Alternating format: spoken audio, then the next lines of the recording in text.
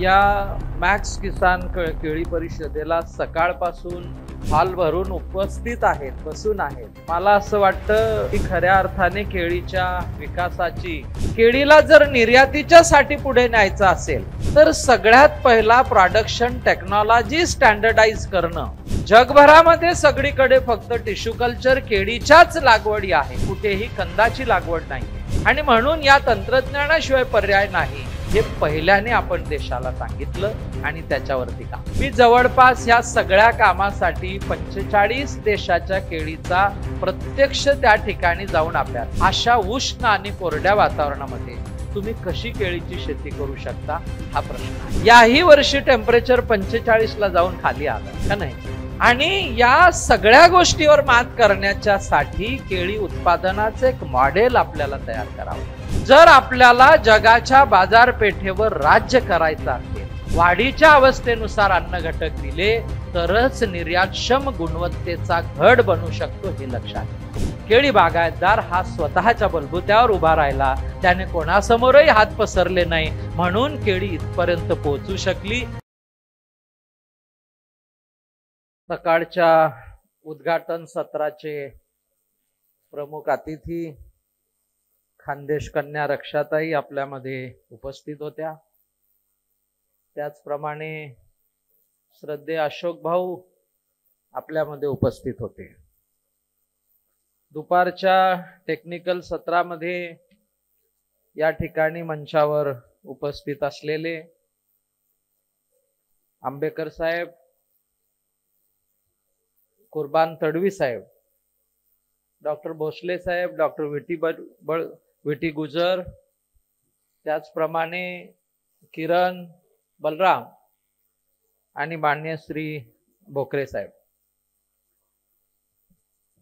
शेतकरी बंधू या मॅक्स किसान केळी परिषदेला सकाळपासून हॉल भरून उपस्थित आहेत, बसून आहेत। मला असं वाटतं ही खऱ्या अर्थाने केळीच्या विकासाची शुभ शकुन आपण ज्याला म्हणू असं चित्र आपल्या डोळ्यासमोर आहे। भोकरे साहेब सकाळी पण टेक्निकल सेशन मध्ये मी बोलावं म्हणून त्यांनी प्रोग्राम मध्ये लिहिलं होतं। मगाशी मला म्हटले की आता तुम्ही बोला, पण मी त्यांना म्हटलो नाही, बलरामला पहिला बोलू द्या।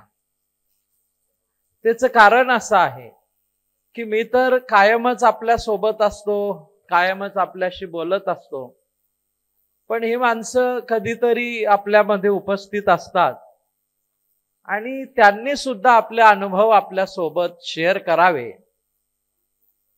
म्हणून मी भोकरे साहेबांना म्हटलो की सर्वांचं बोलणं सगळ्यात आधी होऊ द्या आणि समारोपाचं भाषण मी आणि तडवी साहेब नंतर थोडंफार बोलतील योजनांच्या बद्दल। पण मित्र, एक गोष्ट लक्षात घ्या, कदाचित मी प्रेझेंटेशनच्या क्रमाने चालेल की नाही माहित नाही, कारण त्याही पेक्षा आज वेगळ्या पद्धतीने हा संपूर्ण विषय मांडणं अतिशय गरजेचं आहे। गेली 30 वर्ष झाली त्या विषयाला सुरुवात झाली आणि केळीच्या निर्यातीचा विषय भारतामध्ये कसा सुरू झाला याचं एक उदाहरण, याची मुहूर्तमेढ कुठे रोवल्या गेली आणि एखादी गोष्ट करत असताना त्यासाठी कशा पद्धतीने काम आपण केलं पाहिजे याचा विचार कसा झाला हा आपण लक्षात घेऊ। 1993 साली भवरलाल भाऊ जैन स्वतः ते अमेरिकेमध्ये गेले आणि चिकिता फ्रुट्स ऑफ अमेरिका, जी 1890 साली युनायटेड फ्रुट्स ऑफ अमेरिका नावाची कंपनी होती, ज्या कंपनीने 1890 मध्ये केळीचा पहिला जहाज हा कोस्टारिका मधनं भरून आणि लाकडाच्या पेटीमध्ये केळी पॅक करून ही अमेरिकेला पाठवली। त्या चिकिता कंपनीमध्ये 1993 साली भाऊ गेलेत आणि ज्या पद्धतीने केळीचं काम आज जगभरामध्ये सुरू होतं, तो विचार त्यांच्या मनामध्ये आला की जळगाव जिल्हा is a bowl of banana in the country. देशामध्ये जळगाव जिल्हा हा केळीच्या उत्पादनामध्ये अग्रेसर आहे आणि जगामध्ये प्रचंड मोठं केळीचं मार्केट आहे. आपल्या उशाला केळीची प्रचंड मोठी बाजारपेठ आहे आणि अजूनही मात्र आपण 10-12 किलोचं सरासरी वजन काढतोय, 18 ते 20 महिने केळीचं पीक घेताय. असं जे चित्र आहे, हे चित्र बदलायचं असेल तर आपण केळीच्या पिकावर काम केलं पाहिजे आणि 94 साली हा विषय माझ्या हातामध्ये दिला. हे सगळं करत असताना केळीला जर निर्यातीच्यासाठी पुढे न्यायचं असेल तर सगळ्यात पहिला प्रोडक्शन टेक्नॉलॉजी स्टँडर्डाइज करणं हे महत्वाचं आहे. त्याचा पहिला दुसरा विषय आधीचा असा आहे की ज्या वेळेस केम बापू पाटील साहेब असताना केळीची निर्यात झाली, 1996 मध्ये रमण शेठ खानगे जुन्नर वरनं पणन मंडळाने केळीचा कंटेनर भरला. 2003 साली ज्ञानदेव महाजन महाबनानाचे चेअरमन झाले आणि DK महाजन साहेबांच्या वाड्यामध्ये आम्ही रात्रभर जागून केळीचा कंटेनर भरला. ह्या सगळ्या विषयाचं जे अनुमान होतं, ते अनुमान हे होतं की आमच्याकडे निर्यातक्षम गुणवत्तेची जात नाही. आम्हाला बनानाच्या पॅकेज ऑफ प्रॅक्टिसेस माहीत नाही, आम्हाला फ्रूट केअर माहीत नाही. आजही हे सगळे डॉक्युमेंट माझ्याजवळ रेकॉर्डवरती आहेत.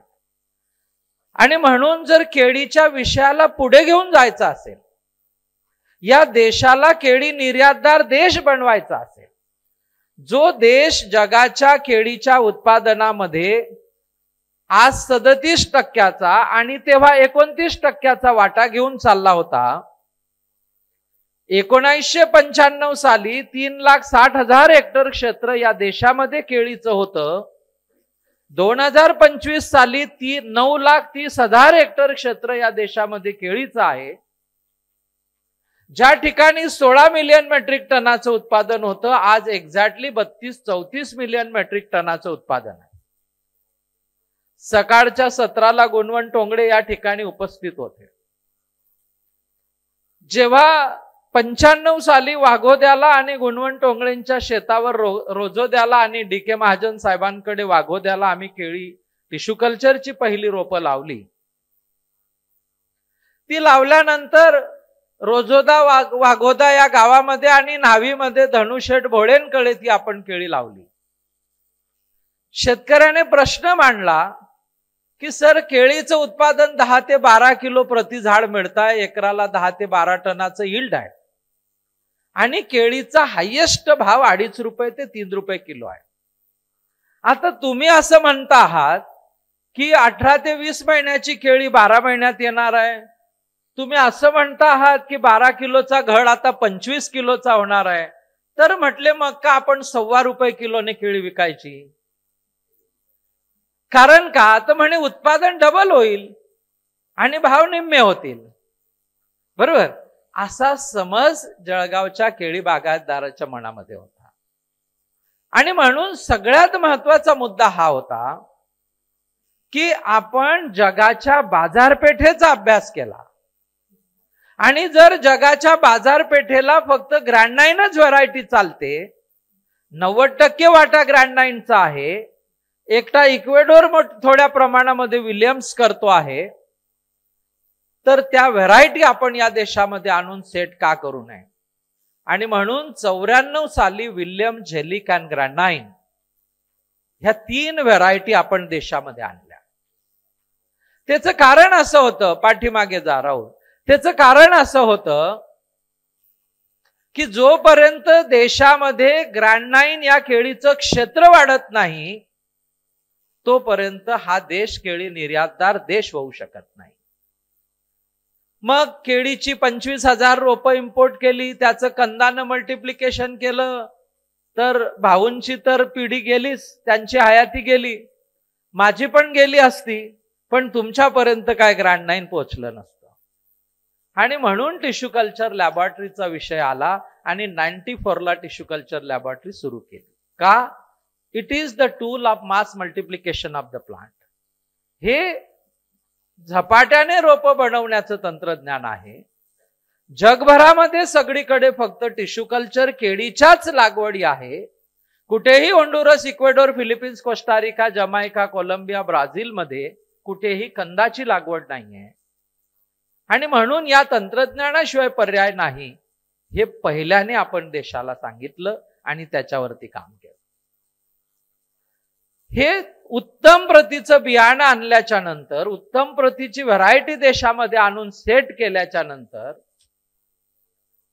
ज्या पद्धतीने इतर देशामध्ये, म्हणजे होंडुरस किंवा इक्वेडोर, फिलिपिन्सचं उदाहरण आपण घेतलं, मी जवळपास या सगळ्या कामासाठी 45 देशाच्या केळीचा प्रत्यक्ष त्या ठिकाणी जाऊन अभ्यास केला.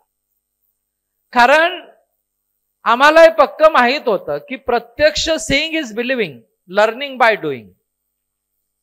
जोपर्यंत आपण हे करत नाही, आणि ते भाऊंचं वैशिष्ट्य होतं, ते कुठेही अंदाजावर बोलत नव्हते. त्यांची कामाची पद्धतच तशी होती की you go see and come back. आणि म्हणून त्यासाठी पॅकेज ऑफ प्रॅक्टिसेस काय असले पाहिजे याचं स्टँडर्डायझेशन केलं. जेव्हा जगभर मी फिरलो त्यावेळेस एक गोष्ट पुन्हा प्रकर्षाने लक्षात आली. आज रोजी सुद्धा जगातले जे सगळे शास्त्रज्ञ माझ्याशी कनेक्ट आहे, त्या लोकांना आश्चर्याचा धक्का आहे की how can you grow banana in Jalgaon, where temperature reaches to the 47 degrees centigrade and it comes down to the 5-6 degrees centigrade, humidity come down to the 25%. अशा उष्ण आणि कोरड्या वातावरणामध्ये तुम्ही कशी केळीची शेती करू शकता, हा प्रश्न आहे. मागच्या वर्षी मी इक्वेडोरमध्ये होतो. इक्वेडोर या देशाचा राजदूत दिल्लीमध्ये बसतो, त्याचं नाव हेक्टर कुआ आहे. त्याने माझा दौरा त्याच्या देशामध्ये आयोजित केला आणि जेव्हा 14 दिवस तो आणि मी इक्वेडोरमध्ये फिरलो, तर मी त्याला विचारलं की hectare, how much lend you have? तो म्हटला I have 50 hectares of land. मग म्हटलं तू काय करतो? तर म्हणे 40 हेक्टर माझ्याकडे गुलाब आहे. त्याचं गाव क्विटो आणि केळी उत्पादन करणारा प्रदेश गयाकिल. तिथून 1 तासाच्या फ्लाईटवर 450 किलोमीटरवर त्याचं गाव क्विटो, ज्या ठिकाणी जो जगाचा सेंटर आहे, म्हणजे तिथं लॉटिट्यूड इज 00. क्विटो हा सेंटर आहे, तिथं हे बनवलेलं आहे, मॉन्युमेंट बनवलं आहे, लॅटिट्यूड 00 लिहिलेला आहे. त्याला मी प्रश्न विचारला की your country is leader in export of banana and Ecuador share in the international market is 25%. एका देशाचा केळीच्या बाजारातला शेअर हा 25% आहे. मग तू का केळीची शेती करत नाही? तर तो म्हटला, doctor Patil, I don't have that much of climate. माझ्याकडे म्हणे टेम्परेचर 40-41 डिग्रीला जातं, बरोबर, आणि म्हणे पाऊस माझ्याकडे फक्त 250 ते 300 मिलीमीटर पडतो. जे बघा, 450 किलोमीटरवर बनाना एरिया आहे, जिथं टेम्परेचर, आम्ही गेलो तेव्हा तो म्हटला, मॅन्युअल रोमॅरो माझ्या सोबत होता, आबा मार्टे कंपनीचा डायरेक्टर, आणि तो म्हटला की this year summer was very horrible. I said what was the temperature? Doctor Patil, it reaches to 38-39. 38-39 तापमान गेलं म्हटले. असा उन्हाळा भयंकर होता म्हटले इक्वेडोरमध्ये. विचार करा, 38-39 गेलं तर ते हैराण झाले. मित्र, गोष्ट लक्षात घ्या, आपण 47 डिग्रीत काम करतोय. याही वर्षी टेम्परेचर 45ला जाऊन खाली आलं का नाही? आणि या सगळ्या गोष्टीवर मात करण्याच्या साठी केळी उत्पादनाचे एक मॉडेल आपल्याला तयार करावं लागेल. अशा प्रतिकूल परिस्थितीमध्ये जर काम करायचं असेल तर तितक्या प्रिसाइजली केळी बागेचं व्यवस्थापन झालं पाहिजे, हे अनुमान एवढ्या वर्षामध्ये आपण काढलं. दुसरा मुद्दा अजून एक लक्षामध्ये आला की मी कोस्टारिकाला गेलो, कोलंबियाला गेलो, होंडुरसला गेलो, इक्वेडोरला गेलो, तायवानला गेलो, फिलिपिन्सला गेलो, तिथं कुठेही काळी माती दिसेना. भोसले साहेब, सगळीकडे निचऱ्याची जमीन, सगळीकडे थोडीशी मुरमाड जमीन, आणि सगळीकडे पुन्हा तो प्रसंग मी आपल्याला सांगतो. आमचा एक लागवडदार आहे कोस्टारिकामध्ये, त्याचं नाव आहे जॉर्ज ॲकॉन. हा एकटा माणूस 7,300 हेक्टर केळी करतो, 17,500 एकर, 7,300 हेक्टर. आणि मी आणि डॉक्टर सुधीर भोंगळे त्याच्या बागेमध्ये होतो, आणि तो म्हणतो, doctor Patil, let us go to the farm office. मी म्हटलं काय झालं? नाही म्हणे, now you see the clouds are gathering, म्हणजे ढग गोळा होताना दिसलाय, प्रखर सूर्यप्रकाश होता. आम्ही फार्म ऑफिसला गेलो. पुढच्या 10-15 मिनिटांमध्ये धो पाऊस पडला, 50 मिलीमीटर पाऊस पडला. अर्ध्या तासाने पुन्हा बागेत गेलो, पायाला कुठेही चिखल लागला नाही. बरोबर. आणि मग जर अशी परिस्थिती असेल, आपल्याकडे काय म्हणणं होतं की बा काडी कसदार अशी जमीन केळीला खूप चांगली असते, म्हणून 2008 सालापर्यंत तांदलवाडी गावाचं नाव कुठेही चर्चेत नव्हतं.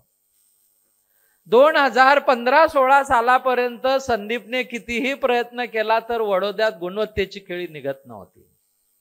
तरडीचा तर काय विशेष 2010-12 पर्यंत नव्हता, कुठेही नाव नव्हतं. आणि मग मी त्याच्यावर विचार केला की बा उत्कृष्ट केळी उत्पादन करण्याच्यासाठी बेसिक गोष्टीची काय गरज आहे, जग काय करताय आणि आपण कुठे आहोत.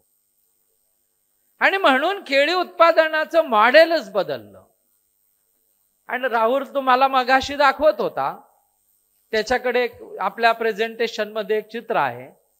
प्रत्येक गोष्टीला आंबेडकर साहेब शास्त्रोक्त सोल्युशन देण्याचा प्रयत्न केला. Identify the issue, identify the problems and give it the scientific solution for the problems. बरं, दुसरी गोष्ट, नेहमी आपण काय म्हणतो, गोष्टी ह्या शेतकऱ्यातनं जनरेट व्हायला पाहिजे अशी आपली अपेक्षा असते. माझं म्हणणं वेगळं आहे. जर एखादी गोष्ट ह्या हिरालालला माहीतच नाही आहे, how can he put up in front of you? मग ते काम तज्ज्ञाचं असतं, ते काम त्या क्षेत्रात काम करणाऱ्या माणसाचं असतं की त्यांच्या अडचणी आपण स्वतः आयडेंटिफाय करायच्या असतात, because they are not able to analyse the situation, का नाही? आणि म्हणून एक सिंपल गोष्ट दिली की व्हाय सबसॉइलर. मी शेतकऱ्याला प्रश्न विचारले की नांगरटी केली, विनायक भाऊ सांगा किती नांगरटीने नांगर किती इंच खाली जातो? 10 इंच, 12 इंच, किती जातो अनिल? 6 इंच काळ्या मातीमध्ये. खूप 50 हॉर्सपॉवरचं ट्रॅक्टर असेल तर 9 इंच. बरोबर साहेब, सिंपल विषय आहे. जी गोष्ट मी सगळ्या आमच्या केळी बागायतदारांना शिकवतो, चिकट काळ्या मातीमध्ये आपण केळीची शेती करतोय. गेली असंख्य वर्ष आपण 9 इंचावर 10 इंचावर नांगराचा कुसा, तो रॉड जमिनीवरती घासल्या जातोय. Does anybody thought about it की what would happen to the at the depth of 10 inches or 12 inches? काय घडलं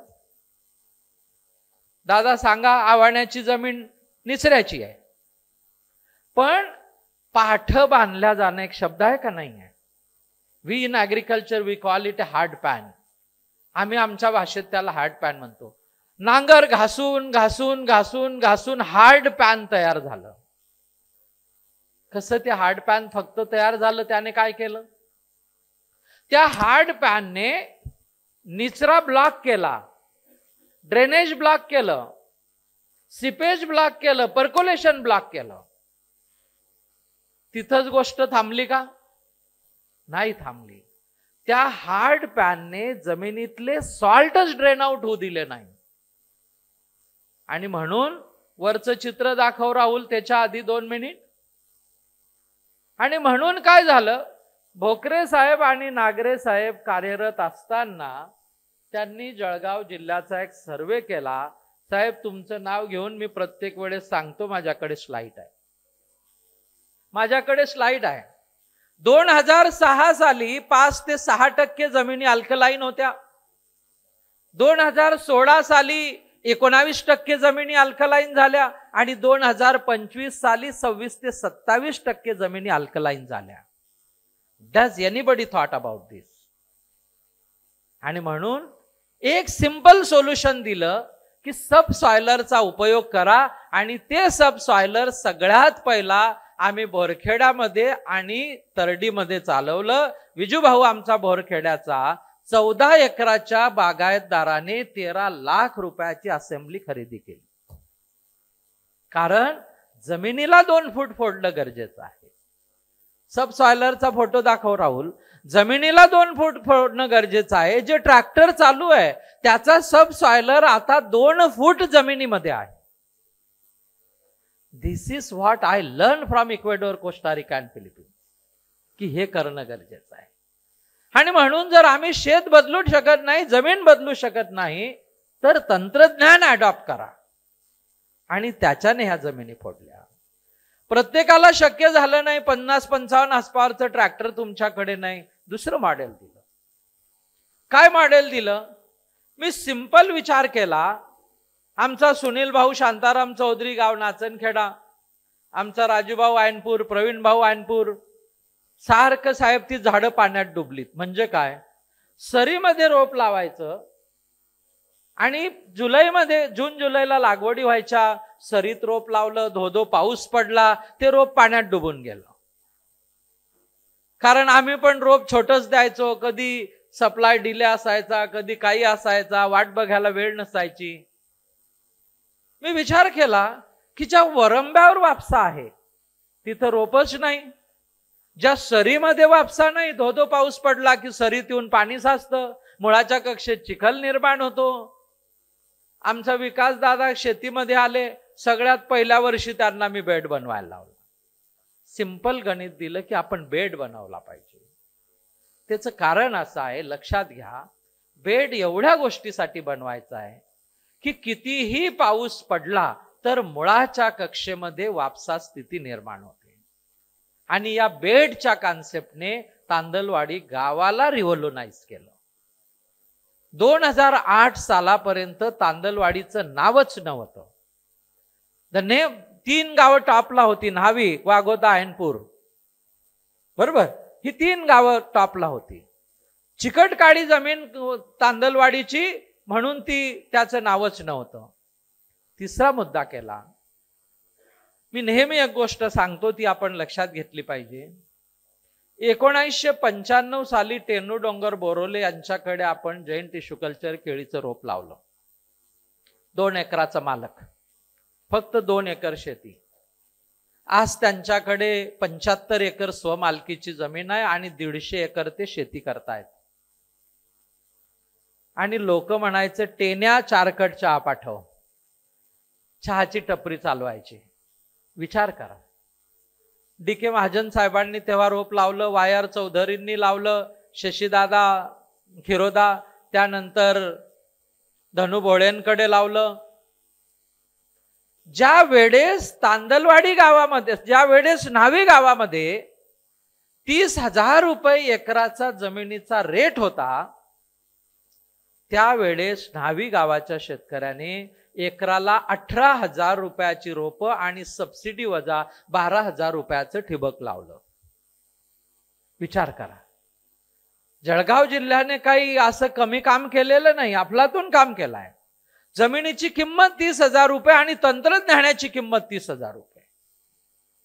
आणि म्हणून सब सरफेस ड्रेनेज सारखं तंत्रज्ञान आपण तांदलवाडीमध्ये दिलं.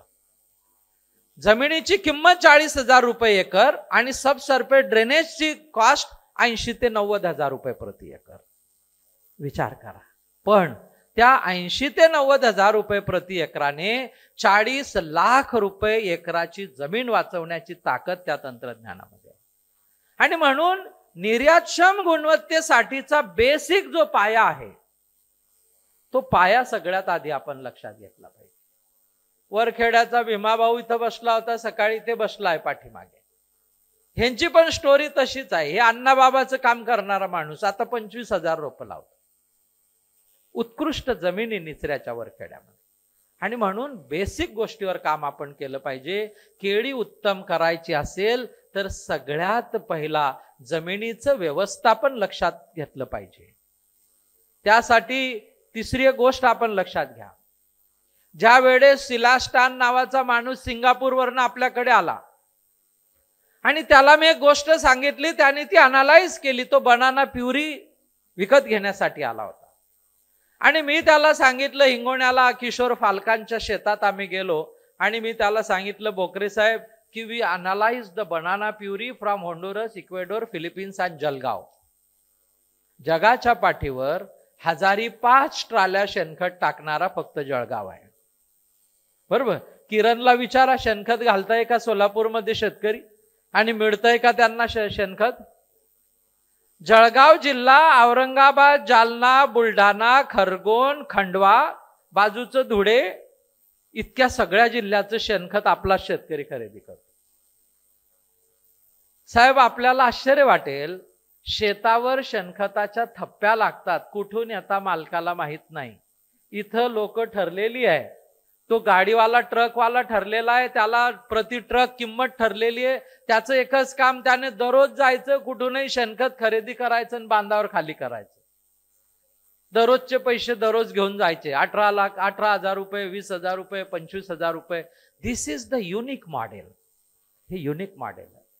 आणि म्हणून जर आपल्याला जगाच्या बाजारपेठेवर राज्य करायचं असेल तर सगळ्यात पहिला ह्या बेसिक गोष्टी आपल्याला लक्षात घ्याव्या लागणार आहे. आणि म्हणून विल्यम झेलिक आणि ग्रँडनाइन आणण्याचं कारण हे होतं की या ठिकाणी जरी वातावरण त्या व्हरायटीसाठी सुटेबल नसलं तरी सुद्धा आमच्याकडे तंत्रज्ञान आहे. मी आजही आपल्याला सांगतो, साहेब, असे इक्वेडोर सारखा देश आहे, 8-8 महिने पाऊस, 9-9 महिने पाऊस, 12 महिने पाऊस. अनेक प्लांटेशन आहे ज्यांच्याकडे ड्रीप नाही, स्प्रिंकलर नाही, काहीच नाही. मागच्या वर्षी बनाना ग्रोअर असोसिएशनचा प्रेसिडेंट इक्वेडोरचा, त्याने बातमी लिहिली, सगळीकडे बातमी आली, त्याचा नंबर माझ्या मोबाईलमध्ये आहे. त्याने मला बातमी टाकली की this year our export will be reduce by minimum 8,000 to 9,000 tonnes. 8 ते 10,000 टनाने आमचं एक्सपोर्ट घटेल. आणि मी त्याला विचारलं, तो व्हाय? देन ही सेड की देर इज ए यल निनो इम्पॅक्ट त्या ठिकाणी आहे. ड्रॉट आहे, 2 महिने पाऊस नाही आहे आणि त्यांच्याकडे कोणतीच इरिगेशनची फॅसिलिटी नाही आहे. अशा वातावरणात, अशा परिस्थितीत बाकीचा शेतकरी जातो आहे. आपण जरी 46-47 डिग्री पर्यंत जात असलो, उष्ण आणि कोरड्या वातावरणात केळीची शेती करत असलो, पण त्याची एक जमेची बाजू आहे. ती जमेची बाजू ही आहे की दरवर्षी आपली जमीन सोलराईज होते आणि म्हणून सिगाटोका सारखा डिझीज त्या कंट्री सारखा आपल्याकडे वाढत नाही, हे लक्षात घ्या.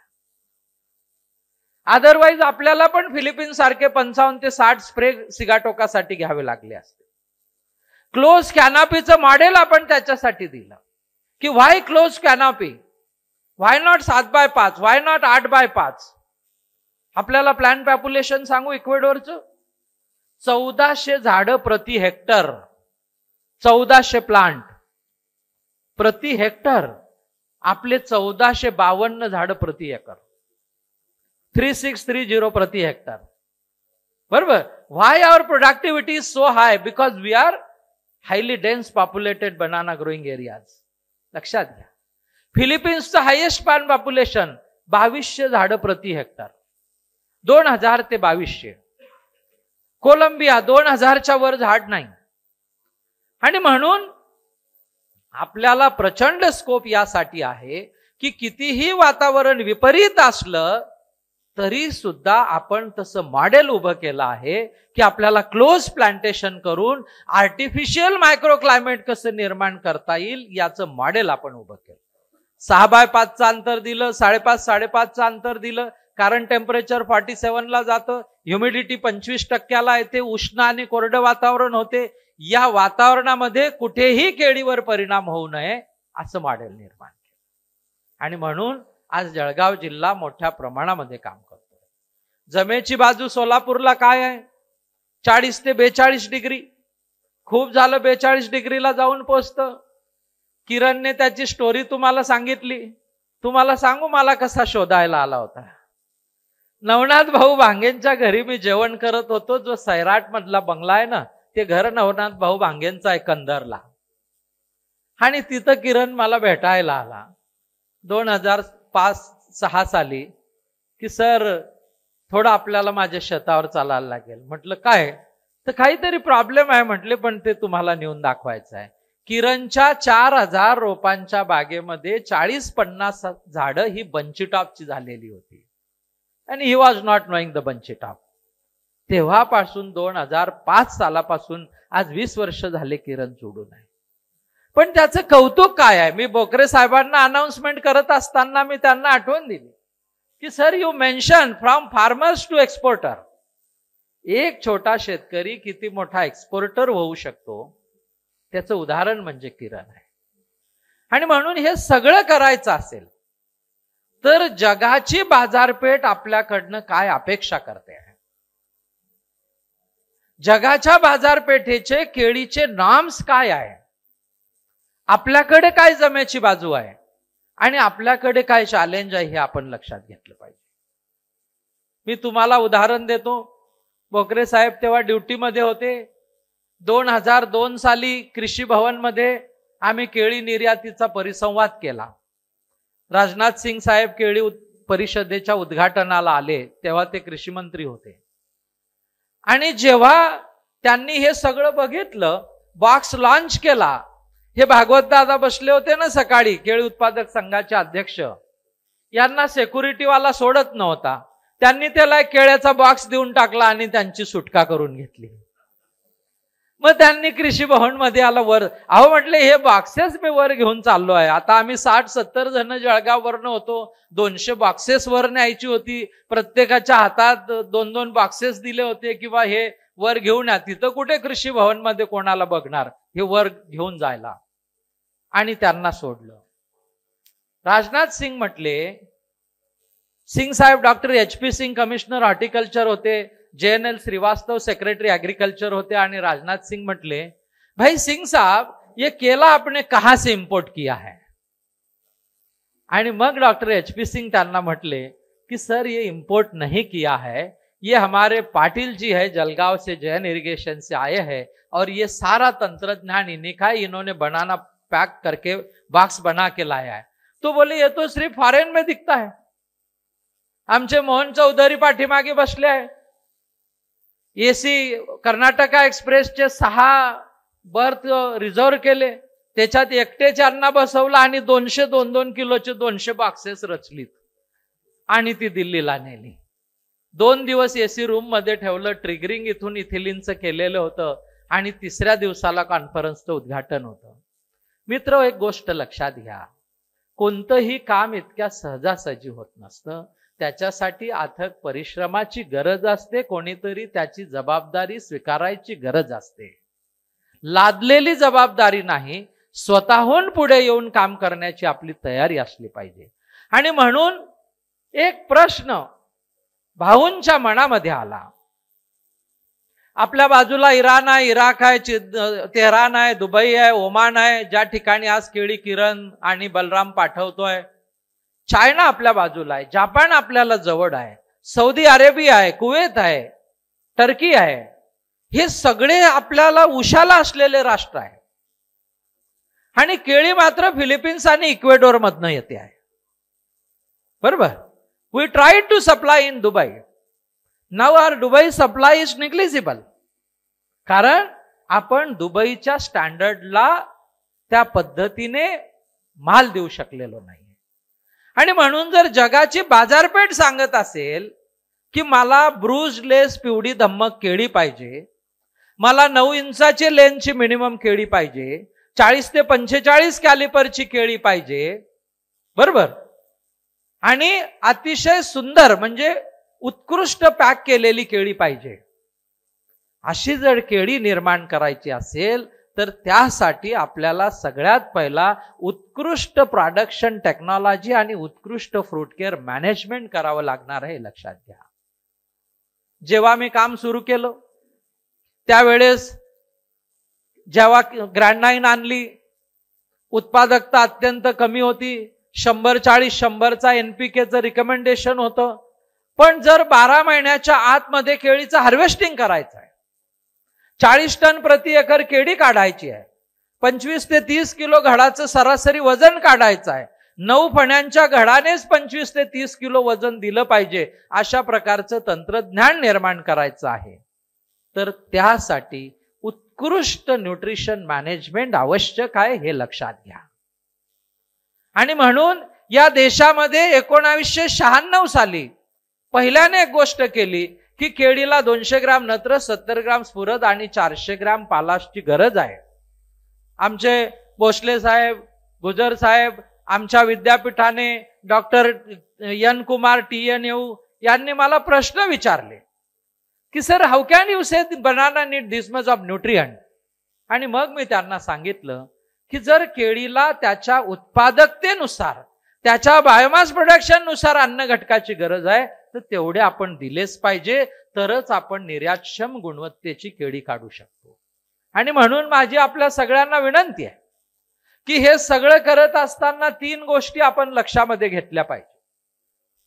मगाशी डबल लॅटरलचा मुद्दा थोडा ओघाने मांडण्यात आला, परंतु ज्या वेळेस मायक्रोट्यूब पासून तर टर्बोकी आणि टर्बोकी वरनं जैन टर्बो ॲकोरा किंवा टर्बोलाईन वरती आपण पोहोचलो, हे कसं पोहोचलो? त्याचं कारण लक्षात घ्या. त्याचं कारण होतं की जर केळीची मुळं ही 13 ते 14 इंचामध्ये कार्यान्वित असतील, केळीची मुळं दोन्ही बाजूला 7-7, 8-8 फूट उंच लांब जात असतील, तर त्या मुळांची जोपासना आपण कशी करणार आहे? मुळांच्या जोपासनेशिवाय उत्कृष्ट केळी बाग होऊ शकत नाही. त्याचं डायरेक्ट रिलेशन आहे. जितक्या हेल्दी मुळा असतील, जेवढ्या कार्यक्षम मुळा असतील, जेवढं मुळांचं नेटवर्क मोठं असेल, तेवढा पाणी आणि अन्न घटकाचा अपटेक चांगला असेल, तेवढा बायोमास प्रोडक्शन जास्त असेल, तेवढा झाडाचा स्टेम बनणार आहे, त्याची हाईट बनणार आहे, त्याची 17-17, 18-18 पानं कार्यान्वित असणार आहे, 9 फुटाचं पान निघणार आहे, 2.5 ते 3 फूट रुंदीचं पान निघणार आहे.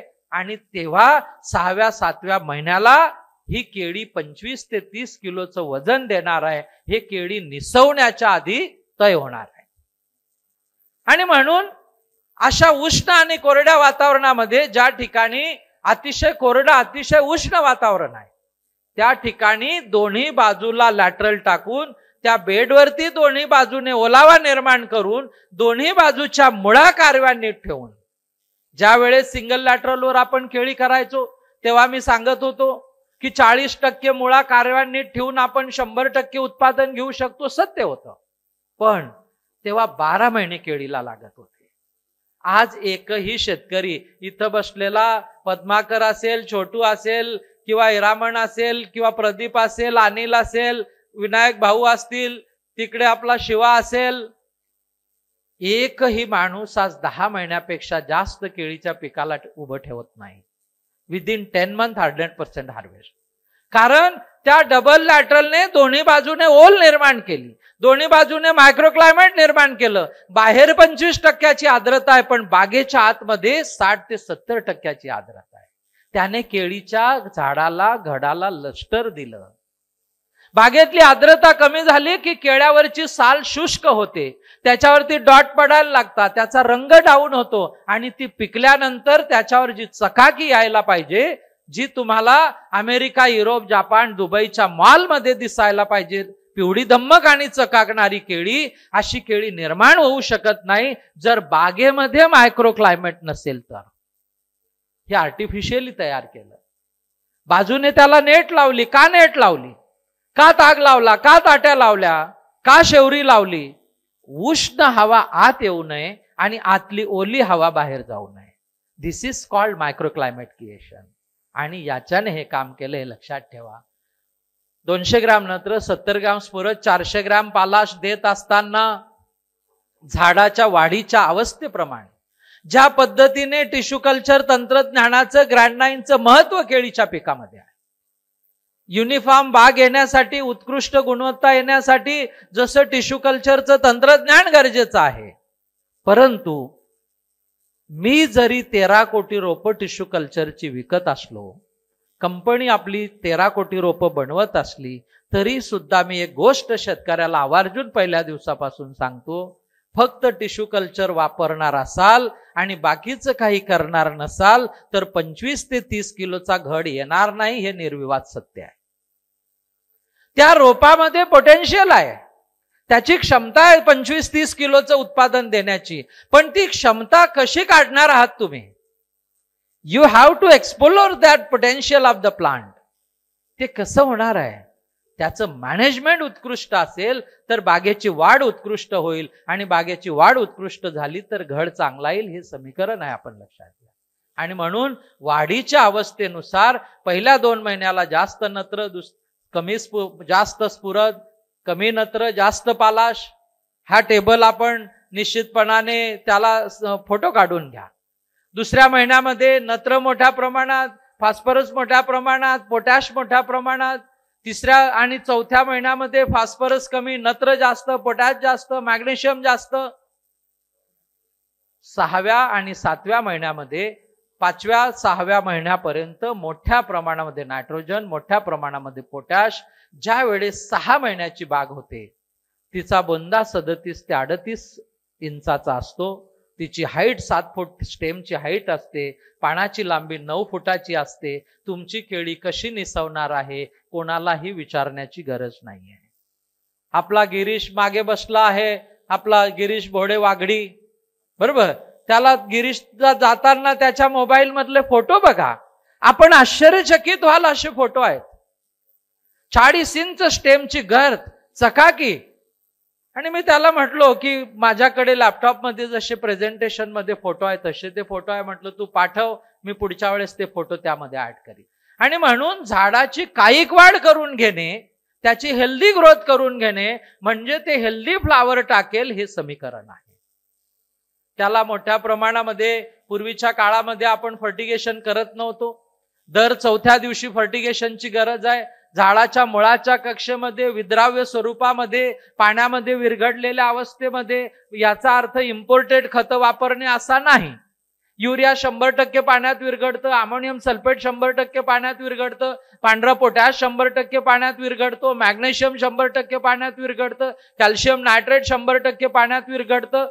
थोड्या प्रमाणामध्ये 1261, थोड्या प्रमाणामध्ये 05234, थोड्या प्रमाणामध्ये 0050, 13045, अशा प्रकारचं नियोजन जे मी आपल्याला या शेड्यूल मध्ये दिलं ते करणं गरजेचं आहे. वाढीच्या अवस्थेनुसार अन्न घटक दिले तरच निर्यातक्षम गुणवत्तेचा घड बनू शकतो, हे लक्षात घ्या. कारण मगाशी किरण ज्या पद्धतीने म्हटला की अजून रशिया आणि युरोप बाकी आहे. अहो, केळीचे भाव 33 रुपयावर पोहोचतील याचं स्वप्न सुद्धा केळी बागायतदाराने बघितलं नव्हतं. पाहिलं का प्रवीण?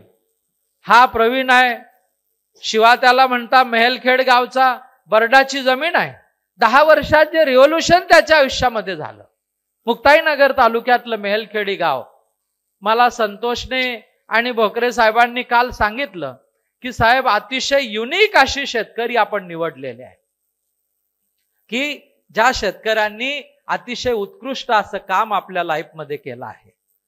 आणि म्हणून मुद्दा सांगण्याचा हा आहे की झाडाचं पोषण, त्याला लागणारा calcium, magnesium, sulphur, zinc, ferrous, boron, हे सगळे सूक्ष्म अन्न घटक त्याला त्याच्या गरजेप्रमाणे देणं गरजेचं आहे. सूक्ष्म अन्न घटक is called a hidden hunger.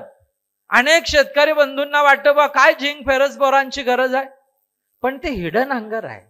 त्याची कमतरता झाली ही डोळ्याला दिसत नाही आहे. आणि म्हणून निर्यातक्षम गुणवत्तेच्यासाठी, त्याच्यावर कुठलाही स्पॉट येऊ नये यासाठी मॅंगनीजची कमतरता झाली, पोटॅशची कमतरता झाली. मगाशी आपल्या ह्यांनी अरुणने दाखवलं की कशा पद्धतीने त्यावरती समजा डिफिशियन्सी झाली तर चोच तयार होते. अशा प्रकारचा विचार आपल्याला करणं गरजेचं आहे, तर आपण निर्यातक्षम गुणवत्तेचा घड काढू शकतो. घड मोठा आला, शेतकरी बंधू म्हणतो की साहेब असं कसं काय एवढा मोठा घड आला, पण तो का आला त्याचं कारण आपण लक्षामध्ये घ्या. ज्या वेळेस मी जगभर फिरलो त्यावेळेस एक गोष्ट लक्षामध्ये आली की सगळीकडे जगामध्ये 6.5 पीएचच्या जमिनीमध्ये केळीची शेती केल्या जाते. मी डॉक्टर जी.के. झेंडे सरांना जाऊन भेटलो. भोसले साहेब पुण्याला फ्लॅटमध्ये राहत होते. वय वर्ष 80 होतं. वयाच्या 84 वर्षी ते वारलेत. आणि मी त्यांना विचारलं, साधारण तेव्हा 70-75 वय असेल त्यांचं, की सर मला सांगा की how to reduce the pH in the soil. मला डॉक्टर जी.के. झेंडे जे नामवंत सॉइल शास्त्रज्ञ होते त्यांनी दिलेलं उत्तर आपल्याला सांगतो. मला म्हटले, पाटील मला पाडेगावची जमीन 10 पीएच वरनं 8 पीएच वर आणायला 30 वर्ष लागली. कुठे 10 वरनं 8. तर म्हटले तुझं म्हणणं आहे की 8.5ची पीएच 6.5 वर आणायची तर 30 वर्ष तर नक्कीच निघून जातील, तरी शक्य होणार नाही. I started thinking on it की मला तर हे काम करायचं आहे. केळी निर्यातक्षम काढायची तर जगात जे उत्कृष्ट आहे ते केळीत करायचं आहे. आणि मग मी विचार केला की why not use the phosphoric acid. मित्र लक्षात घ्या, 2007 साली मी फॉस्फरिक ऍसिड केळीच्या पिकामध्ये आणलं. राहुल पीएचचा टेबल दाखवा. 2007 साली फॉस्फरिक ऍसिड केळीमध्ये आणलं. त्याचं कारण आपल्याला सांगतो. अंकलेश्वरवरनं राजपिपळ्याला मी चाललो होतो आणि भक्ती केमिकल्स नावाच्या फॅक्टरीवर, गुजराती माणूस आहे, बोर्ड बिर्ड बनवण्याचं काही काम नाहीये, पैशाचं महत्व आहे, भिंतीवरच लिहिलं होतं आम्ही काय काय मॅन्युफॅक्चर करतो. आपण तर बोर्ड बनवला असता ना, का नाही, किंवा हे मॅन्युफॅक्चर करतो. त्याने आयडिया केली. भिंतीला रंगच होता वॉल कंपाऊंडला, त्याच्यावरच लिहिलं की मॅन्युफॅक्चरिंग हे हे हे हे. त्यात फॉस्फरिक ऍसिड लिहिलेलं होतं. मी म्हटलं ही आपल्या कामाची वस्तू आहे. मित्र लक्षात घ्या आणि या चार्टकडे बघा. 2012-14 सालापर्यंत या देशाच्या कृषी सेवा केंद्रावर कुठेही फॉस्फरिक ऍसिड विक्रीला उपलब्ध नव्हतं. मकरा एजन्सी, इकडे आपली काय त्या गल्लीचं नाव, हे बोहरी गल्लीमध्ये मकरा एजन्सी नावाची एजन्सी होती जो केमिकलचा डिस्ट्रीब्युटर होता. त्याच्याकडे 50 लिटरची फॉस्फरिक ऍसिडची कॅन मिळाली. मी अंकलेश्वरला गेलो. स्टेनलेस स्टीलची टाकी बनवली टीसी पार्कला आणि 10,000 लिटर फॉस्फरिक ऍसिड स्टेनलेस स्टीलच्या टाकीत टाकलं. सगळ्या रावेर, मुक्ताईनगर, बऱ्हाणपूरच्या शेतकऱ्यांना वाटलं. व्हाय? सदानंद प्रेमानंद हरी महाजन तांदलवाडी 8.6 जमिनीचा पीएच आणि 4 महिने ट्रायल घेतली आणि 4 महिन्यानंतर मुळाच्या कक्षेतला पीएच काउंट केला 6.7. जे करणं शक्य नव्हतं, त्याशिवाय निर्यातक्षम गुणवत्ता निघूच शकत नाही. अल्कलाईन सॉइल मध्ये निर्यातक्षम गुणवत्तेची केळी तयारच होऊ शकत नाही. We need to have slightly acidic soil. आणि त्या फॉस्फरिक ऍसिडने, गादी वाफ्याने आणि मल्चिंगने, हे चित्र आहे सदानंद महाजन यांचं, जी 2008 साली यांची बाग हार्वेस्टिंगला आली. हा त्याच बागेचा घड आहे ज्याच्यावरती फॉस्फरिक ऍसिडची ट्रायल केली आणि 2008 सालानंतर तांदलवाडी गावाचं चित्र बदललं. आज 100% एक्सपोर्ट गाव म्हणजे तांदलवाडी गाव. आणि म्हणून निर्यात करायची आहे, मोठ्या प्रमाणात करायची आहे. किरण म्हटला किती प्रचंड स्कोप आहे. सकाळी आल्या आल्या मला म्हटलं, जेवणाच्या ब्रेकमध्ये म्हटलं, सर माल मिळत नाहीये पॅकिंगला. आजची परिस्थिती अशी आहे. परंतु दुसरा महत्वाचा मुद्दा, मी किरणला, बलरामला, सदाभाऊला, प्रशांतला, विशालला सारखं सांगत असतो, राहुलला, की जर आपल्याला युरोप आणि रशिया कॅच करायचा असेल, त्यांना माहित आहे. प्रशांत वाघमारेंसोबत मी अपेडामध्ये मुंबईला मला 1 तासभर वेळ होता आणि मीच त्यांना आयडिया दिली की जर 18 लाख टन रशियाचा इम्पोर्ट आहे तर why not you do some effort to Russia. आणि प्रशांत वाघमारेंनी ती मीटिंग रशियाची 10 आणि 12 फेब्रुवारीला आयोजित केली की साहेब आपल्याकडे पैसे पडू नये. 18 लाख टन रशियाचा इम्पोर्ट आहे, 8 लाख टन इराणचा इम्पोर्ट आहे, जिथं आज 90% वाटा आपल्या देशाचा आहे. मागच्या वर्षी जवळपास सगळी मोठ्या प्रमाणामध्ये केळी इराकला गेली. आणि म्हणून केळीचे भाव गेल्या 25 वर्षाच्या इतिहासामध्ये मे महिन्यामध्ये 25, 27, 28 रुपये टिकून राहिले. दुसरी गोष्ट आपण लक्षात घ्या, फ्रूट केअर मॅनेजमेंट हा अत्यंत महत्वाचा मुद्दा आहे. जोपर्यंत शेतकरी स्वतःहून फ्रूट केअर मॅनेजमेंट करत नाही. किरणला विचारा, मी जेव्हा जेव्हा टेंभुर्णीला व्याख्यानाला गेलो, मी एक गोष्ट आवर्जून सांगितली की कंपनीने फ्रूट केअर मॅनेजमेंट करणं ही प्रथा तुम्ही लावू नका. देसाई जेव्हा फ्रूट केअर मॅनेजमेंट करायला लागलं, अजितभाई देसाईने 2003 साली माझं कामरेज सोसायटीमध्ये व्याख्यान ऐकलं.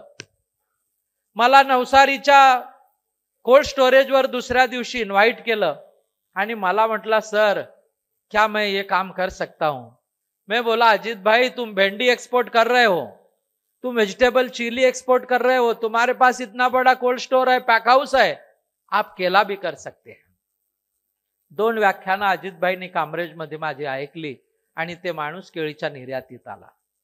केळीच्या निर्यातीमध्ये येत असताना ज्या पद्धतीने काम सुरू झालं, ते काम पुढे घेऊन जात असताना जर आपल्याला रशिया युरोपचं काम करायचं असेल तर आपल्याला फ्रूट केअर मॅनेजमेंट हे मस्ट आहे.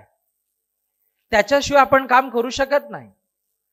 मी किरणला नेहमी सांगतोय, बलरामला नेहमी सांगतोय आणि शेतकऱ्यांना नेहमी सांगतोय की शेतकऱ्यांनी फ्रूट केअर केलं पाहिजे, नॉट द कंपनी. कंपनीकडे जर 50-100 एम्प्लॉई असतील तर ते किती लोकांकडे पोहोचतील? 25,000 शेतकरी आज केळीची लागवड करतायत आणि मग जर 25,000 शेतकरी निर्यातक्षम केळीची लागवड करणार असतील तर फ्रूट केअरचा टाइम हा दररोज करायचा असतो. डेली बर्ड इंजेक्शन करायचं आहे, दर 2-3 दिवसाला फ्लोरेट्स काढायचे आहे, दर 2-3 दिवसाला आपल्याला हँड थिनिंग करायची आहे, फण्या काढायच्या आहे, 9 फण्या ठेवायच्या आहे, पुढे चालून 8 फण्या ठेवायच्या आहे, वरचे फ्लोरेट्स काढायचे आहे, त्याला डायपर स्लीव्ज लावायची आहे, त्याला स्कर्टिंग बॅग लावायची आहे. हे सगळं काम करायचं असेल तर शेतकऱ्याने स्वतः हे काम केलं पाहिजे. कारण प्रत्येक इंडिव्हिज्युअल शेतकरी 5 मजूर 10 मजूर निर्माण करू शकतो आणि ज्या ज्या ठिकाणी स्वतः शेतकरी फ्रूट केअर करतोय त्या ठिकाणी हे काम मोठ्या प्रमाणामध्ये उत्कृष्टरित्या होत आहे, हे लक्षात घ्या. जोपर्यंत आपण फ्रूट केअर करत नाही आणि जोपर्यंत केळी आपण पॅक हाऊस मध्ये पॅक करत नाही तोपर्यंत आपण रशिया आणि युरोपची निर्यात करू शकत नाही. त्याचं कारण आहे, दुबई असेल, इराण असेल, 1 आठवड्याचा प्रवास आहे, पण रशिया किरण म्हटला 40 दिवस कंटेनर पोचायला लागली. 30 दिवसाचा ट्रान्झिट पिरियड आहे. युरोप आणि रशिया आणि टर्की, आपण टर्कीला जवळपास 18 ते 20 कंटेनर 2017 साली पाठवली. मर्सिनच्या पोर्टवरती ती उत्कृष्टरित्या पोहोचली. केळी अतिशय सुंदररित्या आपण 40 दिवस केळीला ठेवू शकता, तिला काहीही होत नाही. मी अनेक ट्रायल घेतल्या. आजही आपण जैन व्हॅलीमध्ये या, 4 कंटेनर पडून आहे ट्रायलचे.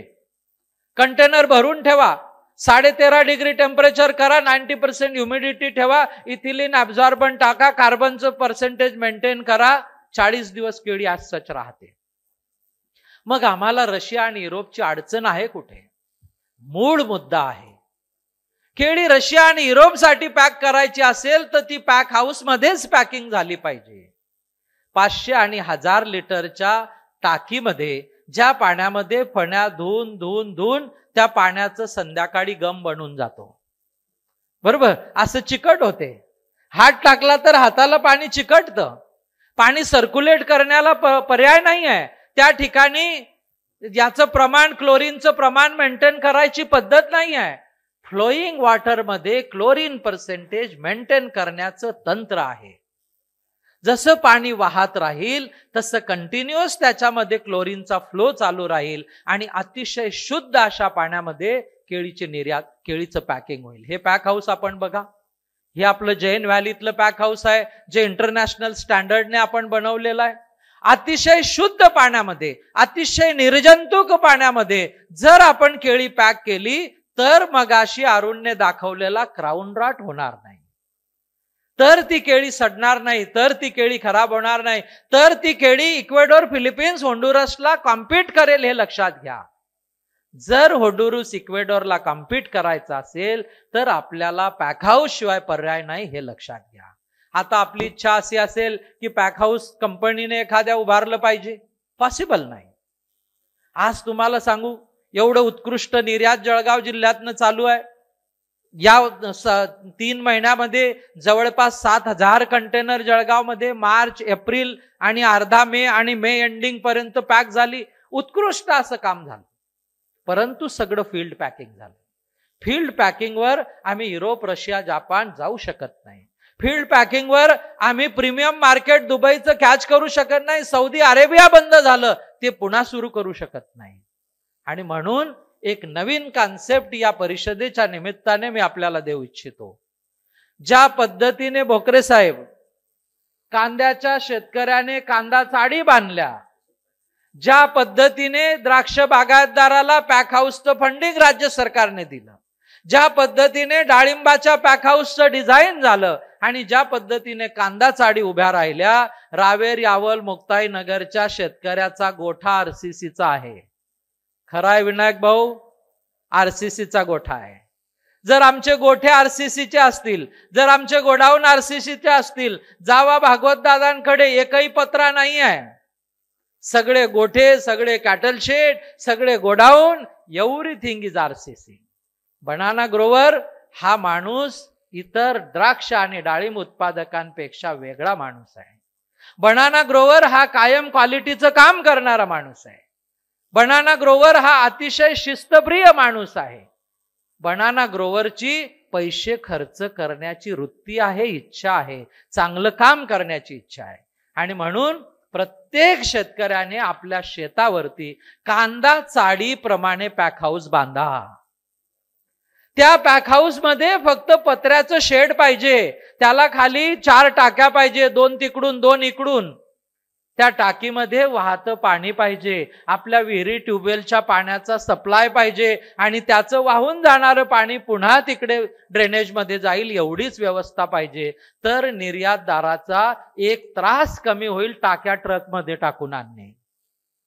निर्यातदाराचा एक त्रास कमी होईल 500, 1000, 4000, 5000 लिटरचं टँकर भाड्याने सांगणे. आणि जुलै, ऑगस्ट, सप्टेंबर महिन्यामध्ये जी निर्यात थांबते, कारण पावसामध्ये आपण पॅकिंग करू शकत नाही, ते बॉक्सेस ओले होतात, ते बॉक्सेस ठेवण्याला जागा पाहिजे, पॅकिंगला जागा पाहिजे. मित्र हो, या पद्धतीने जर का आपण केला तर आज आपण अधोरेखित करून ठेवा, पुढच्या 2 ते 3 वर्षामध्ये रशियाचं मार्केट हे जळगाव आणि सोलापूर जिल्ह्याच्या हातामध्ये असेल, याची खात्री मी आपल्याला देऊ शकतो.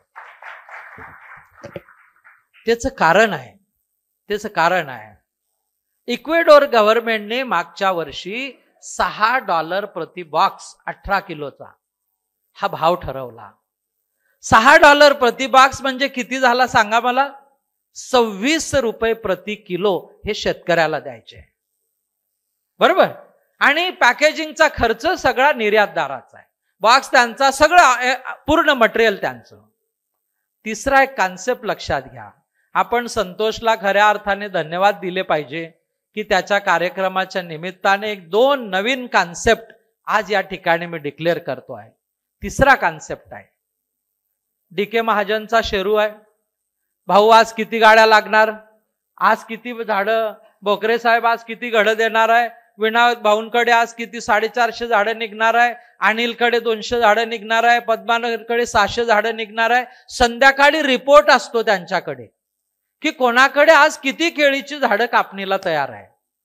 आंबेकर साहेब इथून पुढच्या काळामध्ये हा प्रणव किती बॉक्सेस पॅक करणार आहे, शिवा किती बॉक्सेस पॅक करणार आहे, हा शिवा किती बॉक्सेस पॅक करणार आहे, बरोबर. भीमाभाऊ किती बॉक्सेस पॅक करणार आहे, पद्माकर किती बॉक्सेस पॅक करणार आहे, संदीप किती. संध्याकाळी आपल्याकडे रिपोर्ट पाहिजे त्या निर्यातदाराच्या डायरीवर की आज मी तुम्हाला 450 बॉक्स पॅक करून देणार आहे. इथून पुढच्या काळामध्ये किती घडं तयार होणार आहे, किती गाड्या, किती टन माल निघणार आहे, या कॉन्सेप्टने काम होता कामा नये. निर्यातदाराला, केळी उत्पादकाने सांगितलं पाहिजे की मी उद्या तुम्हाला 400 बॉक्सेस पॅक करून देणार आहे. मित्र हो, हा कॉन्सेप्ट ज्या दिवशी केळी बागेमध्ये रूट होईल, हा कॉन्सेप्ट ज्या दिवशी अंमलामध्ये येईल, त्या दिवशी जळगावच्या केळीचं चित्र काय असतं हे लक्षात घ्या. आणि म्हणून केळीची निर्यात वाढवायची असेल, आज मगाशी सांगितल्याप्रमाणे शेवटचं एक उदाहरण देतो आणि थांबतो. मागच्या वर्षी काय बदल असतो लक्षात घ्या. 2020 साली पिंपळगाव कमानी गावामध्ये तुषार पाठीमागे बसलाय, 1200 शेतकऱ्यांची केळी परिषद झाली. त्या ठिकाणी 4 तासाचं व्याख्यान माझं झालं. 2020 करोना होता. त्याचा SpO2 आणि त्याचं टेम्परेचर घेऊन लोकांना हॉलमध्ये बसवलं. साहेब 4.5 लाख रोपांची लागवड जामनेर तालुक्यामध्ये होती. आणि जामनेर तालुक्याला मी सांगितलं की तुम्ही केळीचे लागवडीचं कंप्लीट मॉडेल बदला. Start from October and and in the March. ऑक्टोबरला लागवड सुरू करा, मार्चला लागवड संपवा. जर एप्रिल मे जून हा रावेर यावल बऱ्हाणपूर आणि रावेर यावल आणि नंदुरबारचा लागवड हंगाम असेल तर व्हाय जामनेर तालुका त्यात एंट्री करतोय. जर जुलै ऑगस्ट सप्टेंबर हा बऱ्हाणपूर मध्ये लागवड होत असेल तर का जामनेर तालुक्याने लागवड करावी? साहेब आपल्याला आश्चर्य वाटेल, मागच्या वर्षी जामनेर तालुक्यामध्ये 54 लाख रोपं एकटी जैन टिश्यू कल्चरची लागली. जेवढ्या केळीच्या भावाचे उच्चांक झाले. ट्रक भरल्या गेली. पिंपळगाव मध्ये शिवा नावाचा, शिवाजी पाटील नावाचा आपला शेतकरी आहे तिथं, शिवदास पाटील, त्याने त्या ट्रकच्या ड्रायव्हरला 2000 रुपये दिले. म्हटले भाई थोडा रोको, थोडी शाम होने दो. डीजे वाल्याकडे गेला, त्याला 5000 रुपये दिले. संध्याकाळ होऊ दिली. डीजेचं लाइटिंग, मोठमोठा आवाज आणि गाणे आणि नाचत तो ट्रक बाहेर काढला. कारण 20 टनाचा ट्रक 6,60,000 रुपयाचा झाला होता. हे चित्र निव्वळ केळीच्या निर्यातीपुढे निर्माण झालंय, लक्षात घ्या. आणि केळीची निर्यात हे निव्वळ आणि निव्वळ जैन तंत्रज्ञान शेतकऱ्याला दिल्या गेलं. जगभर फिरलो. मगाशी विनायक भाऊंना आपल्या शेतकऱ्याने फोन वरती फोटो काढायला बोलवले. त्यांनी काय उत्तर दिलं त्यांना सांगा. मला तर एवढं गैवरून आलं. त्यांनी त्या शेतकऱ्याला उत्तर दिलं की साहेब आमच्या इथं आहे, त्याच्यामुळे फोटोत मी नसलो तरी चालेल. मित्र हो, लक्षात घ्या, अशा प्रकारची जर माणसं असतील, अशा प्रकारचा जर केळी उत्पादक असेल तर या जिल्ह्याचं भवितव्य किती उज्ज्वल आहे आपण लक्षात घ्या. दुर्दैवाचा भाग एकच आहे, त्याला आपण जमेची बाजू म्हणू किंवा त्याला दुर्दैवाचा भाग आपण म्हणू. जमेची बाजू अशी आहे की केळीच्या पिकावरती कोणत्याही प्रकारचा सरकारी निधी आजपर्यंत खर्च झाला नाही. ज्या पद्धतीने केळी बागायतदार स्वतःच्या बलबुत्यावर जैन इरिगेशनच्या तंत्रज्ञानावर उभा राहिला आणि इथपर्यंत पोहोचला. द्राक्षाचं उदाहरण घ्या, डाळिंबाचं उदाहरण घ्या. हजारो कोटी रुपये राज्य सरकारने त्यासाठी खर्च केले. परंतु केळी बागायतदार हा स्वतःच्या बलबुत्यावर उभा राहिला. त्याने कोणासमोरही हात पसरले नाही, म्हणून केळी इथपर्यंत पोहोचू शकली. हेही लक्षात घ्या. ज्या वेळेस आपण एखाद्या अपेक्षेवर थांबलेलो असतो त्यावेळेस आपल्या प्रगतीला खीड बसते. कारण आपली अपेक्षा असते आपल्याला ही मदत मिळावी, ती मदत मिळावी, ती मिळावी. परंतु केळी बागायतदार हा आदर्श शेतकरी आहे. तो सोलापूरचा असेल किंवा जळगावचा असेल. आणि जी खंत किरणने मांडली आणि सगळ्यांनी मांडली. दुसरं एक काम की जिल्ह्यामध्ये होणं गरजेचं आहे. जर पॅक हाऊसची निर्मिती झाली, जर 25 ते 30 हजार टनाच्या कोल्ड स्टोरेजची व्यवस्था झाली, रावेर आहे, सावदा आहे, निंबोरा आहे, खानापूर आहे, बऱ्हाणपूर आहे, कसगाव आहे, या रेल्वे स्टेशनवर ऑलरेडीच केळीचे रॅक भरल्या जात होते. ज्या दिवशी या रेल्वे स्टेशनवरती केळीच्या प्लगिंगची व्यवस्था होईल, कंटेनर आले, गाडी रॅक उभे राहिले ट्रेनवरती, ते मालगाडीवरती, आणि त्याचे प्लगिंग रेल्वे स्टेशनवरती केलं, कंटेनरचं कूलिंग सुरू झालं. केळी निर्यातदाराने पॅक करून ठेवलेली कोल्ड स्टोरेजची बॉक्से स्टेशनवर आली आणि ती त्या कंटेनरमध्ये ठेवल्या गेली. 30,000 रुपयामध्ये कंटेनर मुंबईला पोहोचेल. आज बलराम इथून नाशिकला जायला 2 गाड्यांचं भाडं 44,000 रुपये. नाशिकवरनं JNPTला जायला एका कंटेनरचं भाडं 40,000 रुपये. 84,000 रुपये आज जळगाववरनं मुंबईला कंटेनर नेण्याचं भाडं आहे. हे भाडं जर का 30,000 रुपयावर आलं तर किरण भाऊ म्हणेल की साहेब मला एक कोल्ड स्टोरेज सावद्याला टाकायचं आहे. बरोबर. आणि म्हणून आपण सगळ्यांनी मिळून तंत्रज्ञानाची कास धरा. निर्यातक्षम गुणवत्तेच्यासाठी जे जे काय काय लागतं त्या सगळ्या गोष्टीचा अवलंब करा, अनुकरण करा आणि इथून पुढच्या काळामध्ये प्रीमियम क्वालिटीचा बनाना कशा पद्धतीने आपण देऊ शकू याच्यासाठी सामूहिक प्रयत्न करा. आणि ही केळीची निर्यात अशोक भाऊ म्हटल्याप्रमाणे पुढच्या 2 वर्षामध्ये जळगाव जिल्ह्यातनं 25,000 टनावरती आपण कसे जाऊ शकू याचा प्रयत्न आपण सगळ्यांनी करावा, एवढीच आपल्या सगळ्यांना विनंती करतो. आणि बोकरे साहेब आणि संतोष या दोघांना, मॅक्स महाराष्ट्र आणि मॅक्स मराठीला दोघांनाही मनापासून, मॅक्स किसानला मनापासून धन्यवाद देतो. आंबेकर साहेबांना धन्यवाद देतो. आणि ज्या केळी बागायतदारांनी बघा 4:40 झालीत. मित्र, आपण कोणत्याच कार्यक्रमाला या हॉलमध्ये 1 वाजेच्या नंतर बसलेले नाहीये. अनेक कार्यक्रमांना मी भोकरे साहेब तर नेहमीच असतो का नाही, पण कधीही जेवणानंतर इथं शेतकऱ्याची उपस्थिती नाही. बरोबर, सगळेच आमचे जे शेतकरी या ठिकाणी, रितेश पाठीमागे बसलाय, स्मिता पाठीमागे बसले आहे, ताई या ठिकाणी सगळ्या बसल्या आहे. आपण सगळे संध्याकाळपर्यंत इथून बसून राहिला, कारण आपली या पिकाबद्दलची जी तळमळ आहे ती याच्यातनं दिसते आहे. अतिशय उत्तम काम स्वर्गीय मोठ्या भाऊंनी जी स्वप्न 1994 साली पाहिलं ते स्वप्न प्रत्यक्षामध्ये 2025 सालामध्ये येतानाचा जो आनंद आहे तो आपल्या सगळ्यांच्या चेहऱ्यावरती आहे. आपण सगळे एकत्र काम करा, मिळून काम करा. इथून पुढच्या काळामध्ये केळीचं भवितव्य अतिशय ब्राईट आहे, अतिशय उत्कृष्ट आहे, याच्यामध्ये कुठलीही शंका मनामध्ये ठेवू नका.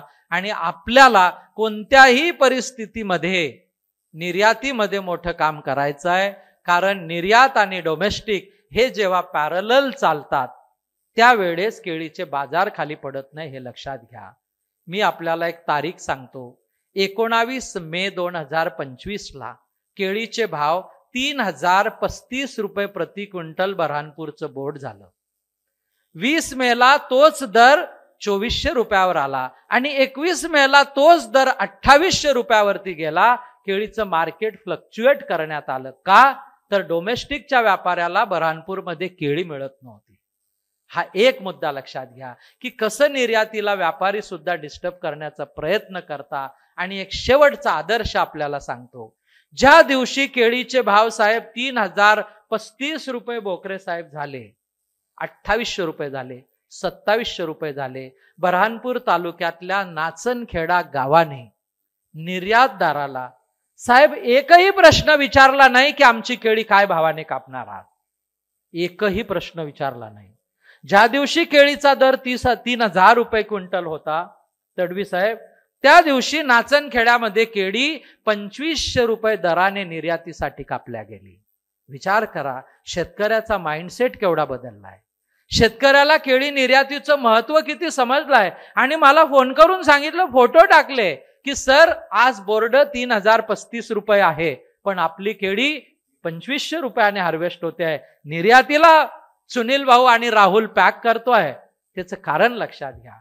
शेतकऱ्याची अपेक्षा नाही की आम्हाला 30 रुपये भाव मिळावा, पण शेतकऱ्याची अपेक्षा आहे की आम्हाला 20 ते 25 रुपये हा कॉन्स्टंट भाव मिळावा. आणि हा जर माइंडसेट शेतकऱ्याचा बनलेला असेल तर केळी निर्यात इथून पुढच्या काळामध्ये थांबू शकत नाही. नाचनखेडा गावाचा आदर्श आपण सगळ्यांनी घ्यावा अशी आपल्याला विनंती करतो. आणि आपल्या सगळ्यांना इथून पुढच्या केळी बागायतदारासाठी आणि ह्या पुढच्या सीझनसाठी खूप खूप शुभेच्छा देतो. आपल्या श्रवण शक्तीला दाद देतो. मी शेवटची गोष्ट आपल्याला सांगतो टाळ्या वाजवायच्या आधी. स्वामी विवेकानंद असं म्हटले की hungry man never bow never worship to the god. माणसाला भूक लागली की तो काही ऐकण्याच्या मनस्थितीत नसतो. दुसरं, आपल्या आकाशवाणी जळगाव केंद्राचे निर्देशक होते, डायरेक्टर होते देशमुख साहेब, तुम्हाला आठवत असेल. आणि नेहमी आम्हाला सांगायचे की माणूस इतका चंचल आहे की टीव्हीच्या समोर बसला की आज तक ETV, जी टीव्ही, माझा, म्हणजे जे जे चॅनल आहे, NDTV असेल, हे असेल, ती असेल, ती असेल, म्हटले 5 मिनिटात आपण 10 चॅनल बदलतो. मॅक्स किसान, बरोबर का? तर आपली ऐकण्याची इच्छा नाही. ऐकण्याची क्षमता नाही, आणि असं नसताना तुम्ही सकाळपासून ऐकतायत. आपल्याला साष्टांग दंडवत प्रणाम करतो आणि थांबतो. जय हिंद, जय महाराष्ट्र, जय किसान.